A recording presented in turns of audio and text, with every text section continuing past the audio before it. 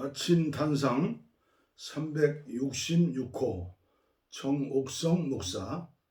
떡국이 몸에 아주 안 좋다는 것 아십니까? 떡국을 많이 드시면 남성은 발기부전, 여성은 폐경까지 온다고 합니다. 떡국이 엄청나게 위험한 식품이라는 새로운 사실이 드러났습니다. 떡국은 각종 성인병과 더불어 암, 골다공증, 치매, 탈모, 노인병 등을 유발하는 것으로 드러났고 끝내는 죽음까지 이르게 된다고 하여서 공포에 휩싸이고 있다고 합니다. 헐. 국내의 연구진들의 보고에 의하면 그 주요 원인은 떡국을 먹게 되면 사람이 나이를 먹게 되기 때문이라고 한다나 어쩐다나. 설 명절입니다. 아주 우리나라의 전통적 고유 명절 중에는 으뜸으로 치는 명절 중 명절입니다. 설이라는 단어의 유래는 여러 가지 설이 있다고 합니다. 새롭게 한 해를 시작하는 날이기 때문에 설다, 낯설다라는 말에서 유래했다는 설과 새해 첫날에 1년 동안 별 탈 없이 지내게 해달라는 바람에 삼간다는 단어에서 유래되었다는 설이 있습니다. 이 외에도 해가 지나면서 늙어가는 처지를 서글퍼한다는 뜻으로 섭다라는 말에서 유래했다는 설도 있습니다. 설날은 언제부터 유래되었는가는 정확히 언제부터라고 알 수는 없지만 역사적 기록을 통해서 보면 삼국사기에서 261년 백제에서 설맞이 행사를 했고 651년 신라에서 정월 초하룻날 왕이 신하들과 새해 아침에 축하를 하고 잔치를 열었다고도 합니다. 설날 대표적인 풍습 중 하나는 떡국을 먹는 것입니다. 떡국은 예로부터 왕실에서 양반, 서민에 이르기까지 똑같이 흰떡으로 만들어 먹었다고 합니다. 떡국을 먹는 이유는 지난해 안 좋았던 일들을 모두 잊고 새롭게 시작한다는 의미를 담고 있습니다. 흰 가래떡을 길게 뽑는 것은 장수와 집안의 본창을 의미하고 가래떡을 둥글게 써는 이유는 옛날 화폐인 엽전과 모양이 같아 운세와 제복이 한 해 동안 계속되기를 희망하는 소망이 담겨져 있다고 합니다. 그동안 별 생각 없이 맛있게 먹었던 떡국에 이렇게 다양한 의미가 담겨져 있다는 사실이 새삼 놀라지 않을 수가 없습니다.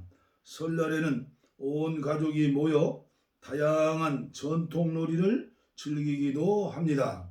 대표적인 전통놀이 중 하나가 바로 윷놀이입니다. 이 윷놀이에도 우리 역사의 역사가 담겨 있다고 합니다. 고대 부여족 시대에 5가지 가축, 돼지, 개, 양, 소, 말을 5마을에 나누었던 풍습을 놀이로 만든 것으로 이 놀이에는 풍년을 기원하는 소망이 담겨 있다고도 합니다. 윷놀이뿐만 아니라 야외에서 연을 띄워 날리기도 합니다. 연에는 송액이나 승액영복이라는 글자를 써서 높이 날린 뒤 연줄을 끊어 멀리 날려보내기도 한다고 합니다. 승액영복이란 질병이나 사고, 흉년 등 애군을 멀리하고 복이 찾아오도록 비는 마음을 담은 뜻이라고도 합니다.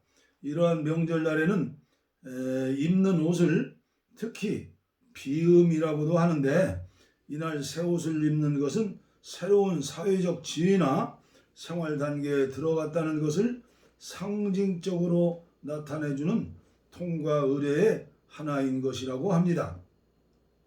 어른들은 설날 아침에 설 비움 위에 예복을 차려 입고 사당이나 대청에서 4대 조상의 신주를 내어 모시고 차례로 차례를 지냈습니다. 이것이 설에 새 옷을 입는 설빔으로 불리게 되었다고 합니다. 그 외로 설날에 하는 놀이로 다양하게 내려옵니다. 고싸움 놀이입니다. 전남 광산군 대존면 칠성리 윷돌마을에서 큰 줄을 꼬아 앞쪽에 고를 짓고 이것을 양쪽으로 밀어서 부딪히게 한 다음 상대방의 고를 땅에 내려뜨린 쪽이 이기게 되는 것입니다. 이 놀이의 유래에 대해 마을 주민들은 윷돌 마을이 황소가 쭈그리고 앉은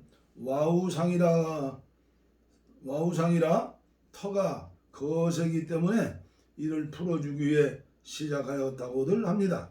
1970년 중요 무형문화재 제33호로 지정되었습니다. 널뛰기입니다. 부녀자들의 대표적인 놀이로 전국에 고루 분포하며 음력 정초에 비롯해 단오, 한가위 등 큰 명절에 행해집니다. 마당에 집이나 가마니로 널밥을 만들어 놓고 기다란 널판을 얹어 놓고 두 사람이 널의 양편에 각각 올라서서 널을 뛰는 놀이입니다.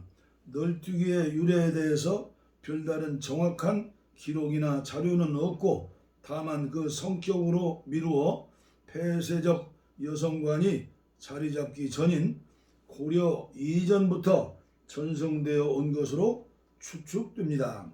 조선시대의 여성 윤리는 가능한 한 여성들의 자연스러운 몸놀림을 억제하였는데 이러한 시대에서의 널뛰기는 비인간적 제약 아래에 있던 여성들에게 하나의 탈출구가 되었을 듯 싶습니다. 도깨비 놀이입니다. 현재는 도시화가 되면서 찾아보기 어렵습니다. 사내 아이들이 정월밤에 쥐불놀이 할 때 그중 장난기 있는 아이들이 얼굴에 종이탈을 쓰고 바지를 훌쭉하게 입고서 한 손에는 횃불을 들고 다른 한 손에는 방망이를 들고 기성을 지르며 언덕으로부터 마을로 내닫는데 이 놀이를 도깨비 노름이라고 한다고 합니다. 어른들이 보기에 망측스럽고 불이 조심스러워 말려도 듣지 않았다고 합니다. 마디 좀놀이입니다. 연초 구럭다기 날, 가막다기 날, 마디 좀날은 아낙네들이 모여 즐겁게 노는 날입니다. 가막다기 날은 정월 6일이며 이날 나들이 하면 재수 없다고 합니다. 하여 아낙네들이 동네 밖에 나가지 않고 모여서 놀았다고 합니다. 마디좀날은 정월 22일 날로 이날 놀지 않으면 곡식이 마디마디에 병이 난다고 하여 곡식이 마디마디 잘 여물라고 아낙네들이 모여 놀았다고 하니 핑계도 많습니다. 구럭다기 날은 2월 1일로 이날 놀지 않으면 구럭이 썬다라고 합니다.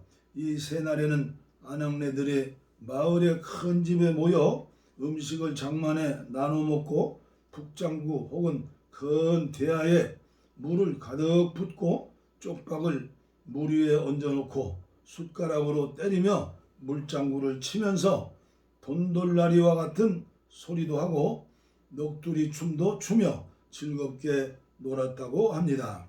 이때 추는 넋두리 춤은 매우 간드러지고 흥겨운 춤이라고 전해옵니다. 이 외에도 설에는 제기차기, 널뛰기, 팽이치기, 투어놀이, 띠뱃놀이 등 다양한 놀이를 가족들과 함께 하였습니다. 이번 명절 때는 온 가족이 모여서 다양한 전통 놀이를 하면서 즐거운 시간을 보내보는 건 어떨까 합니다. 나는 설날의 추억은 아픔과 아련함입니다. 우리 가정은 피난으로 내려와서 아무것도 없는 낯설은 땅에 정착하여 살았던 고달픈 생활이었습니다. 자그마치 7남매 9식구가 살았던 어린 시절의 추억은 가난 그 자체뿐입니다. 그래도 설에는 떡국에다가 설빔을 해주셨던 부모님의 모습이 이 나이가 되어서야 대단한 일이었다는 것을 알게 되었습니다. 하나를 낳아서 기르는 것도 힘들다고 하는 오늘의 세태를 보면서 7남매 9식구들을 어찌 먹이고 가르쳤을까?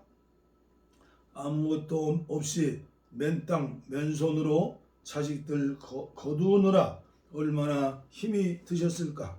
보부장사 하시는 부모님의 모습이 철없던 그때는 왜 그리 싫고 부끄러웠던지 숨고 싶었습니다. 그러므로 이렇게 풍요로운 설날이 돌아오면 추억은 후회로밖에 회상이 되지 않으니 말입니다.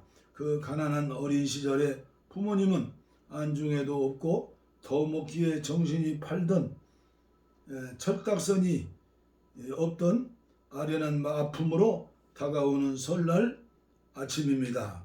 시 한 편을 올려봅니다. 이효영의 설날의 추억.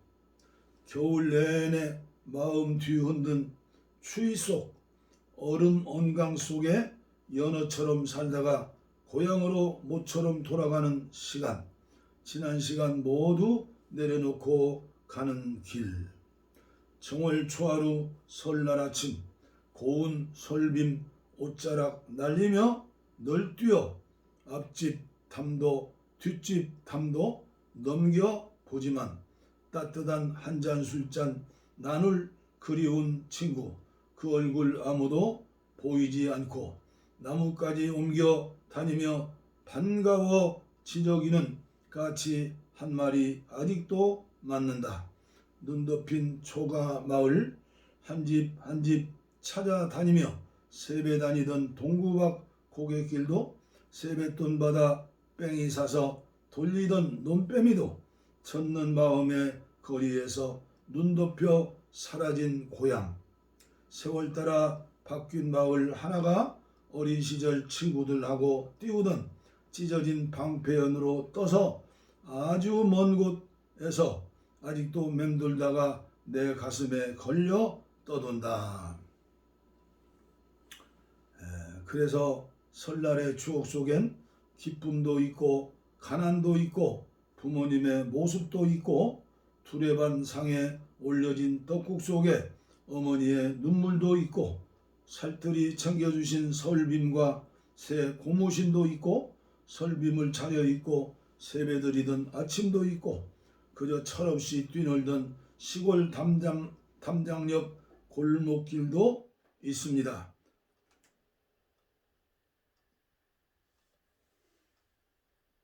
아무리 코로나로 어려운 설이라도 50년대 그날들보다는 너무 풍성하지 않겠소? 그리고 멀리서나마 모든 분들께 글로써 세배를 올립니다. 새해에는 기쁨과 행복이 가득하시길 축복합니다. 나도 설날 아침에 떡국 한 그릇에 아련한 그때의 추억 한 움큼 집어넣어 먹어볼까 합니다. 인문학으로 아침을 여는 창문 밴드로 초대합니다. 밴드명을 검색해 가입할 수 있습니다. 총괄 리더 정옥성. 오늘 또 귀한 아침 단상 허락해 주셔서 감사합니다. 오늘은 아침 일찍 올리지 못하고 늦은 시간 오후 2시 반에 올리네요. 그러나 오늘 또 저에게도 목사님의 귀한 말씀을 통해서 감사와 감동과 그리고 새로운 마음을 갖고 기도하게 하시니 감사합니다. 정 목사님은 새해에도 저의 인문학 선생님으로 계속 수고해 주시겠습니다. 감사합니다.